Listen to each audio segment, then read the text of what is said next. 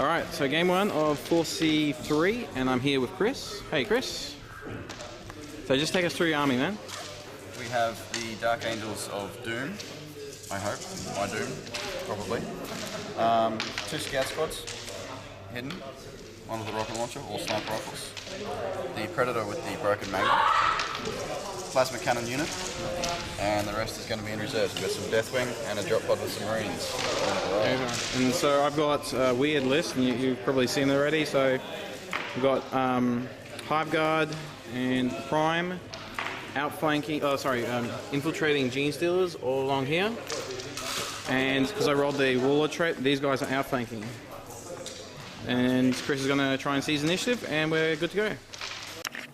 Alright, so versing Dark Angels, and I think I made a little mistake in my deployment because we both had infiltrators, and I won the roll-off for the infiltrate, and what I should have done is made sure that Chris couldn't have used really his infiltrating scouts to any effect, and surrounded the board in essence, because it's, you know, we're only playing on a 4x4, and I should have just surrounded the board and made him deploy his scouts in his table edge. So we'll get into the game now, and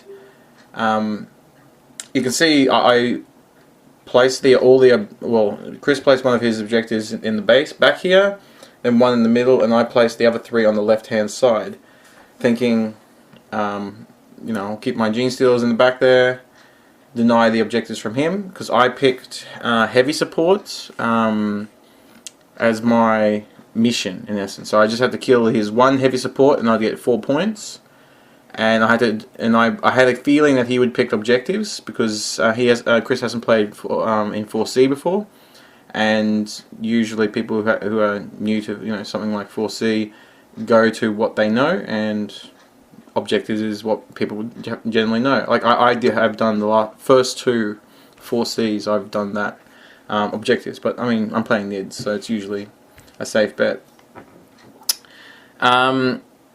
Chris he infiltrated his scouts.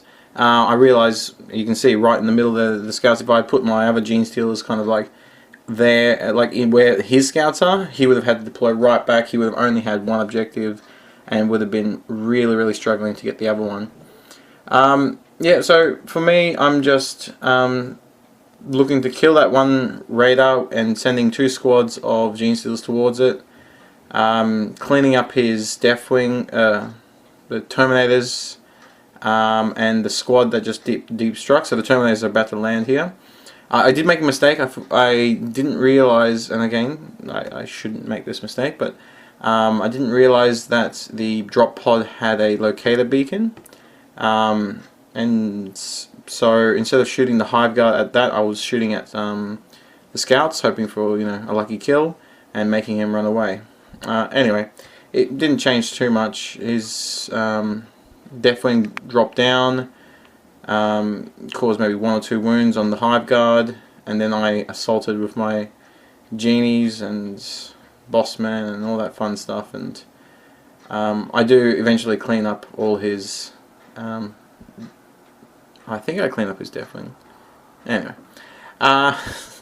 the one thing about ForceZ, and you'll probably see if you've seen my previous videos, there's not a lot of time, because I think we get like an hour and 15 minutes, and because 6 Ed now, there's a lot of pre-stuff, especially if you got like me psychic powers, or you got weird infiltrate or things like that.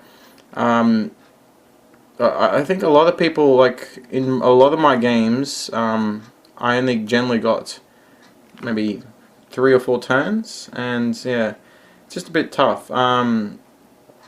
Luckily, my boss guy down the bottom came on finally, contested his objective, and we got a draw.